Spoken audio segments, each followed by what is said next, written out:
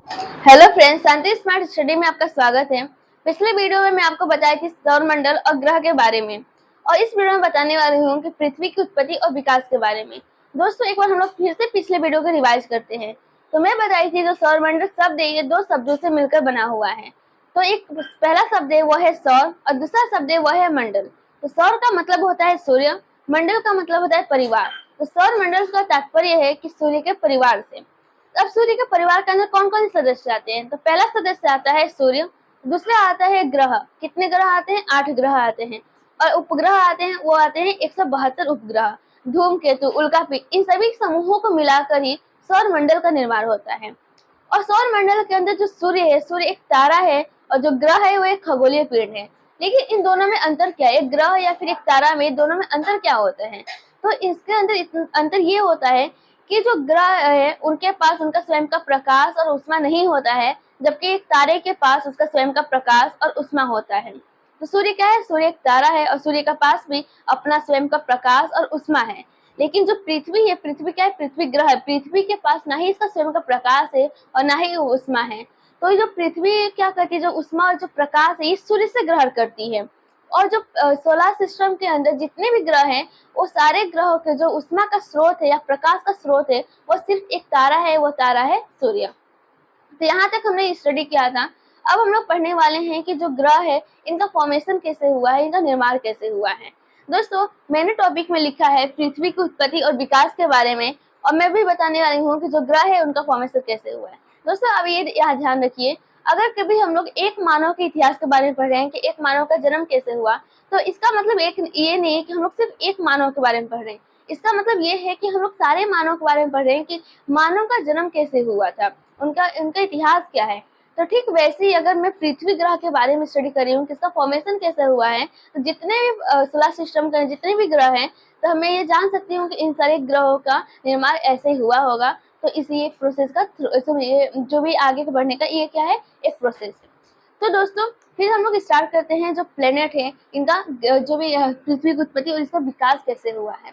पृथ्वी की उत्पत्ति और विकास को लेकर 3 तरह की विचारधारा है। तो पहले किस तरह की विचारधारा है? पहली है धार्मिक विचारधारा।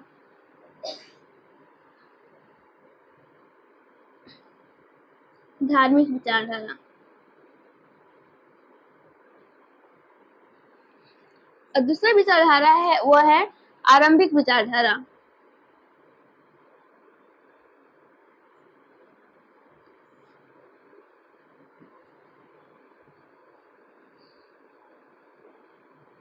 आरंभिक विचारधारा। और तीसरा है वो है आधुनिक विचारधारा।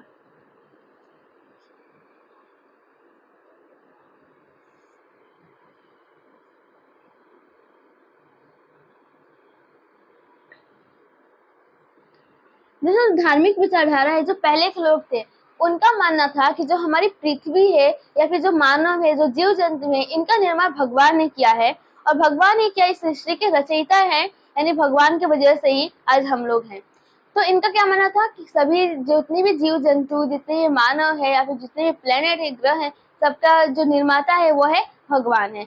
लेकिन दोस्तों, जियोग्राफी जो सब्जेक्ट है ये एक साइंस बेस्ड सब्जेक्ट है, और साइंस हर एक कॉन्सेप्ट, हर एक चीज को मतलब प्रूफ करके बोलता है कि प्रूफ करो सिद्धांत, उसके लिए सिद्धांत देता है।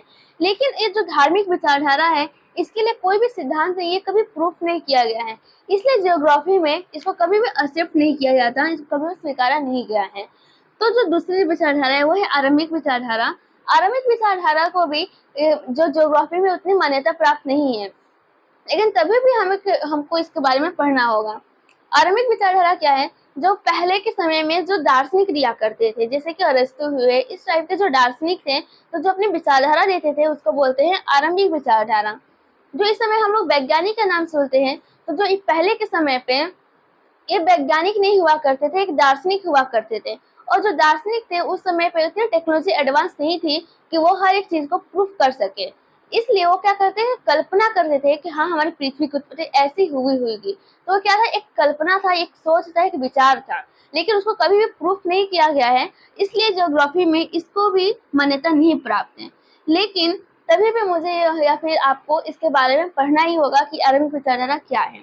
जो आधुनिक विचारधारा है ये इस समय की विचारधारा है, और इसको भी उतने भी मान्यता प्राप्त नहीं है, लेकिन इसको भी दो भागों में बांटा गया है, एक अद्वैतवादी, दूसरा है द्वैतवादी। अद्वैतवादी भी जो विचारधारा है इसको भी गलत साबित कर दिया गया है, लेकिन द्वैतवादी को कुछ मान्यता प्राप्त है। तो हम लोग हर एक विचारधारा के बारे में पढ़ेंगे। तो धार्मिक हो गया, जैसे कि मैंने बताया कि जो पृथ्वी का निर्माण है, फिर जो मानव है, इनका जो रचयिता है वो क्या है, भगवान है। अब जो आरंभिक विचारधारा है, चलिए इसके बारे में भी देख लेते हैं।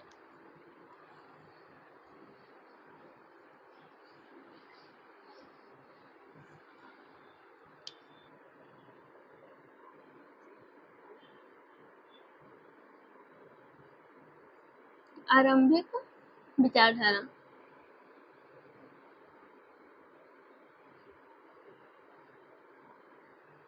आरंभिक विचारधारा को इसमें 5 तत्वों को आधार मानकर पृथ्वी की व्याख्या की गई थी कि पृथ्वी का निर्माण ऐसे हुआ है। जो पहला तत्व है वह है जल। पहला कौन सा तत्व है? जल। दूसरा तत्व है वह है वायु, और तीसरा तत्व है वह है अग्नि, और चौथा है वह है पदार्थ।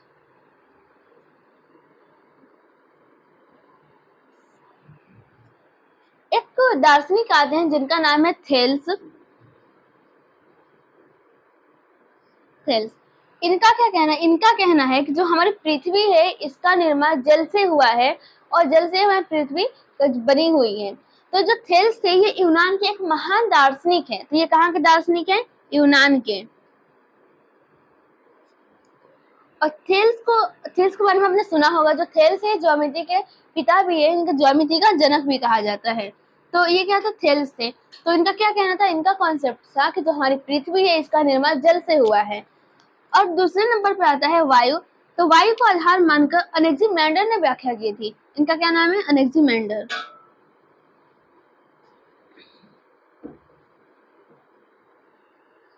अनेक्सिमेंडर, जो अनेक्सिमेंडर है ये थेल्स के ही शिष्य हैं।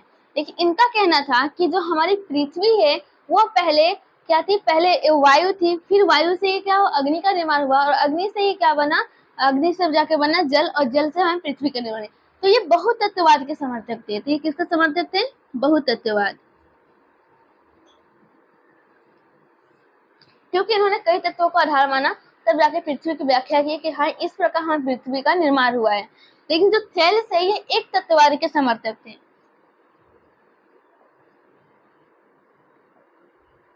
क्योंकि इन्होंने सिर्फ जल को ही आधार माना, और जल को आधार मान कर बताया कि जो हमारी पृथ्वी है इसका निर्माण किससे हुआ है? जल से हुआ है। तीसरा है अग्नि। अग्नि को हेराक्लिटस ने आधार माना और बताया कि हाँ पृथ्वी का निर्माण अग्नि से हुआ है। तो कौन सा दार्शनिक है? हेराक्लिटस।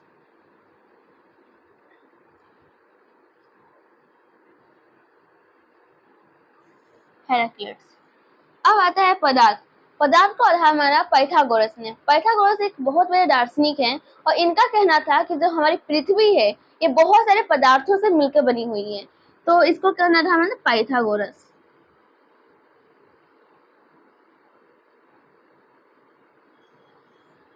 तो पाइथागोरस ने पदार्थ को आधार माना। तो ये थी हमारी आरंभिक विचारधारा। लेकिन ये सब एक दार्शनिक है, इस सारी थियोरी को कभी भी प्रूफ नहीं किया गया है, इसलिए ज्योग्राफी में, भूगोल में इस सब को, इस विचारधारा को मान्यता प्राप्त नहीं है। अब आता है जो विचारधारा वो है आधुनिक विचारधारा, जो इस समय की विचारधारा है। तो हम लोग इसके बारे में भी देख लेते हैं।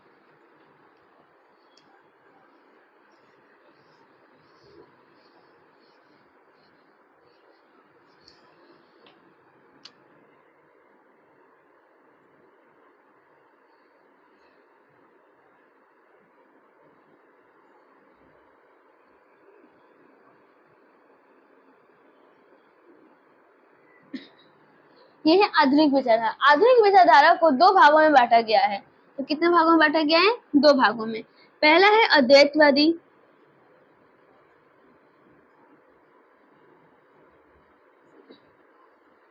दूसरा है द्वैतवादी।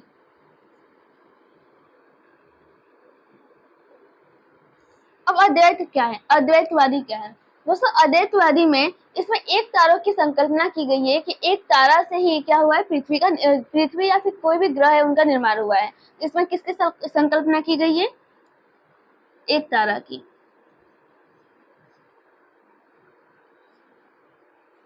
दोस्तों जो ये सारी चीजें हैं, जो विचारधारा है, ये एक परिकल्पना है, इसको कभी प्रूफ नहीं किया गया, ये सब क्या है, एक हाइपोथेसिस है, तो इसलिए इसको अभी इतना मान्यता प्राप्त नहीं है, लेकिन तभी भी मुझे या फिर आपको इसके बारे में पढ़ना ही होगा। तो इसमें अद्वैतवादी में क्या है, इसमें एक तारे की संकल्पना है और द्वैतवादों में दो तारों की संकल्पना है।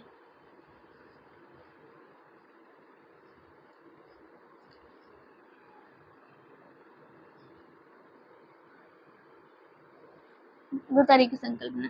दोस्तों इस वीडियो में हम लोग सिर्फ इसके बारे में पढ़ेंगे कि अद्वैतवादी क्या है, इसमें कौन से वैज्ञानिक आते हैं, लेकिन जो नेक्स्ट वीडियो है उसमें हम लोग द्वैतवादी के बारे में पढ़ेंगे। दोस्तों अद्वैतवादी में दो वैज्ञानिक आते हैं, तो पहला जो है वो है लाप्लास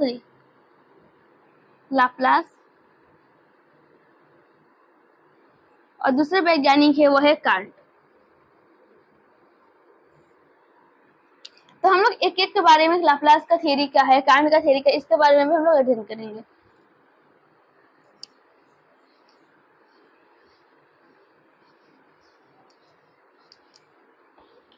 दोस्तों जो आधुनिक विचारधारा है, इसके पहले एक और वैज्ञानिक आते हैं जिसका नाम है कार्से द बफर।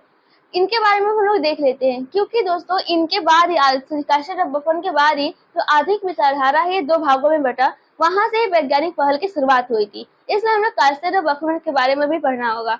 तो कार्से द बफर क्या है, एक वैज्ञानिक है कार्से द बफर, और ये फ्रांसीसी वैज्ञानिक है, यानी ये फ्रांस के निवासी हैं। ये कौन से वैज्ञानिक हैं, फ्रांसीसी, मतलब फ्रांस के निवासी हैं। और इन्होंने अपनी जो परिकल्पना दी थी वो 1749 में दी थी, यानी 1749 में दी थी। अब इनकी परिकल्पना क्या है,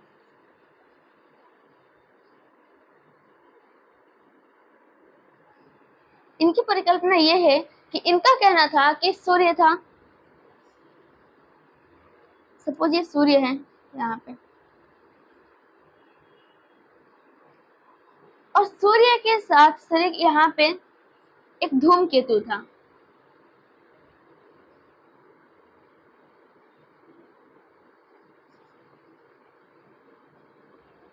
धूमकेतु का, दोस्तों धूमकेतु क्या है मैं आगे के वीडियो में बताऊंगी, लेकिन इस वीडियो में आप इतना याद रखिए, जो धूमकेतु ये खगोलीय पिंड है।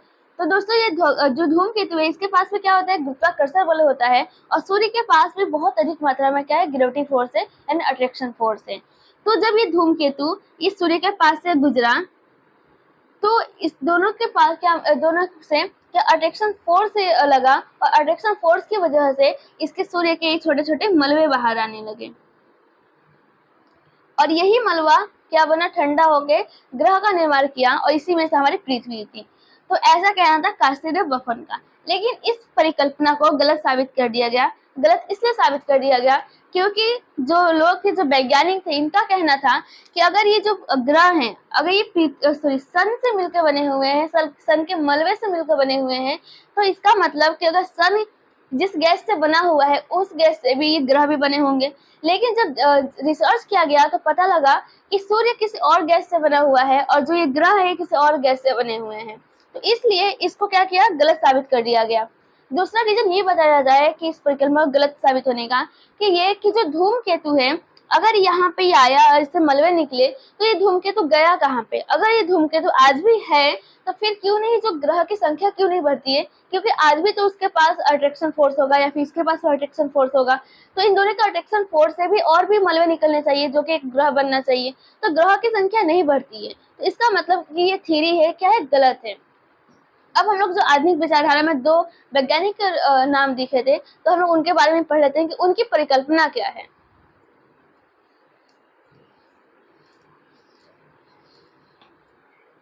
जिसमें पहला आता है कांट की वायव्य राशि परिकल्पना।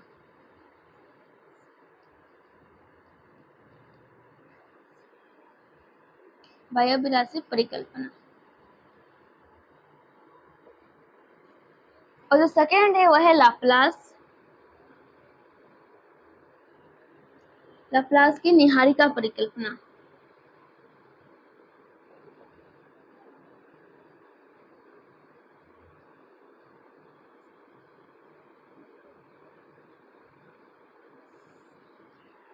दोस्तों जो कांट थे ये जर्मन वैज्ञानिक है। तो ये कहाँ के वैज्ञानिक हैं? जर्मनी के। तो ये एक जर्मन वैज्ञानिक है। और जो लाप्लास है ये भी फ्रांस से ही है, तो इनको भी फ्रांसीसी वैज्ञानिक बोलेंगे। और जो कास्टर ड बफन है ये भी एक फ्रांसीसी वैज्ञानिक है और लाप्लास भी एक फ्रांसीसी वैज्ञानिक है। लेकिन जो कांट है ये कौन सा? ये जर्मन वैज्ञानिक है।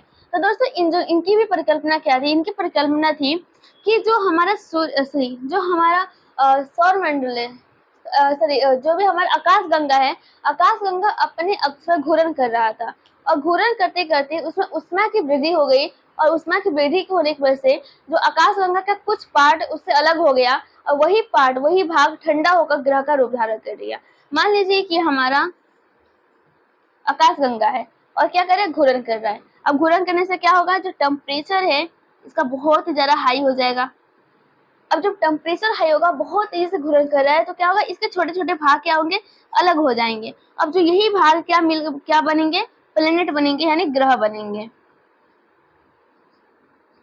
और इसमें से हमारी पृथ्वी है। तो इनका परिकल्पना यह था, इन्होंने अपनी परिकल्पना 1755 ईस्वी में दिए थे। लेकिन इस परिकल्पना को भी गलत साबित कर दिया गया।